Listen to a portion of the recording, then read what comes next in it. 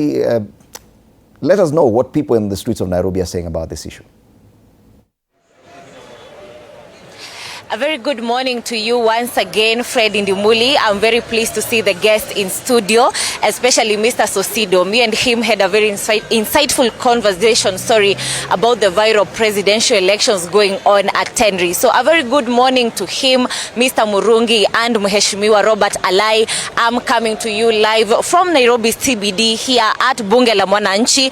I'm standing right here at the center of a live Bunge session.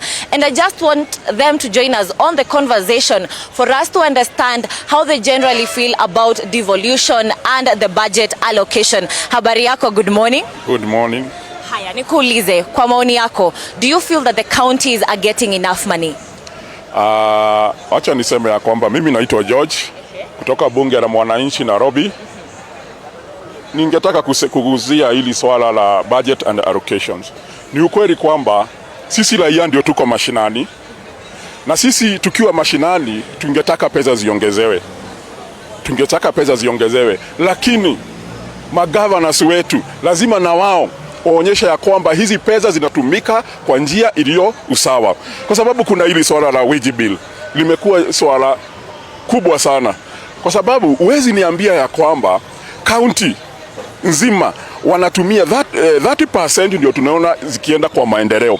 Unapata 70% zinaenda kwa mambo zingine, which is very wrong. Sisi tunataka tukiwa hizi pesa ni zetu, na tukiwa kwa mashinani tunataka tuone maendeleo. Tungetaka pesa ziongezewe. Lakini tujiulize ya kwamba sisi wananchi ni vizuri tujue ya kwamba iwapo kuna ufisadi ndani ya county, au magovernors wetu tunaona wanaenda huku mashinani, wanachukua raia, wanachukua wananchi, wanaenda kusema ya kwamba huyu governor wetu wasiguzwe. Lazima pesa zetu ziwajibike, tuone venye zinafanya kazi huku mashinani. Tungetaka ziongezewe. Kwa hivyo ziongezewe. Pesa ziongezewe. Na je, maoni yako, unaunga mkono the National Assembly yenye inasema county zipewe 420 million, ama unaunga mkono COG na Senate wenye wanasema hiyo pesa iongezewe? Mimi nakubaliana na pesa ziongezewe. Like unaona county ya Kiambu inaoneshana devolution ikifanywa accountability kwa stable. My friend, hii Kenya hakuna hata kule northeastern wapi tutakuwa na usawa katika nchi. Ukiangalia kama governor wa Matangi wa Kiambu ameonyeshana, amejenga hospitali, amejenga soko, amejenga barabara, kwa hivyo na mashule. Hiyo ndio accountability. Hata my wish ni kama anaweza kuja asimame Nairobi, then tutajivunia, tutasema hiyo. Kama niliona budget yake anasema anapata 2.5 billion per year. Can you imagine akifewa kama 10 billion atafanya nini na Kiambu? You can imagine how big Kiambu is. Na hii Nairobi, they all competing, si ndio? So you imagine hiyo maendeleo yenye tutataka kama Sakaja kwa Nairobi. Ukiangalia our schools are pathetic, ukiangalia roads. So hizo revenue kama zitakuwa na accountability smart, then we are heading somewhere. So kwa maoni yako ni kuwa devolution with accountability, yes it works? Yes, it works very perfectly. Na tukifanya hivyo hata tutakuwa tunatafuta mambo kwenda Singapore, tutakuwa tunatafuta Singapore on our counties. Hata kuna mambo tunangangana, tunatafuta president, tunangangana the governor UP mwenye anatuletea maendeleo na ile pesa yetu tunapea. Alright, asante sana. Na Mr. Kiria, ningependa pia kusikia maoni yako. What are your opinions on the devolution and the county budget allocation? First of all, thank you, Brenda. Thank you, TV47, for this partnership with Bunge la Mwananchi, especially Bunge la Mwananchi ambassador. I want to take this opportunity to thank you so much.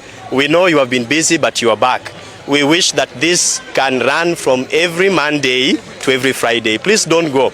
This is where the world converges in Nairobi and diverges. And I want to say this, my sister Brenda. The idea behind devolution is a very noble idea. You remember where we are coming from, where the central government was controlling everything. That was unfair because it was about who is singing praise songs and praise worshipping the sitting president and the executive. And that has made parts of this country to be marginalized.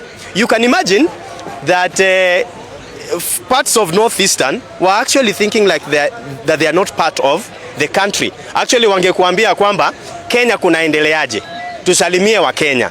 But with devolution, we were aiming that development would be taken there in forms of infrastructure, in forms of schools, in forms of health facilities, which are really, really important. But also, we know that the backbone of this country has been agriculture.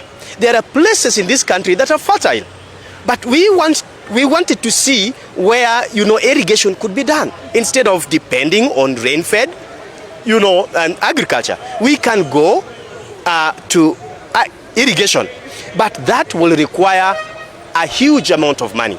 But nevertheless, we know that, and we know that Mheshimiwa Raila Odinga, before he died, was pushing that at least about 35% of the total revenue that the government collects should be able to go to the county government. We have seen often times and again, and I'm glad that Robert Alai is there, Mheshimiwa Robert Alai is there. We have this question. Devolution was to be protected by the Senate, but we have seen time and again, who pulls devolution down is actually the National Assembly, which is unfair to us. We understand that there are teething problems, but we must also be very decisive, because if devolution is to work, then devolution requires resources. Those resources are not from the National Assembly, nor from the Senate. These are ours.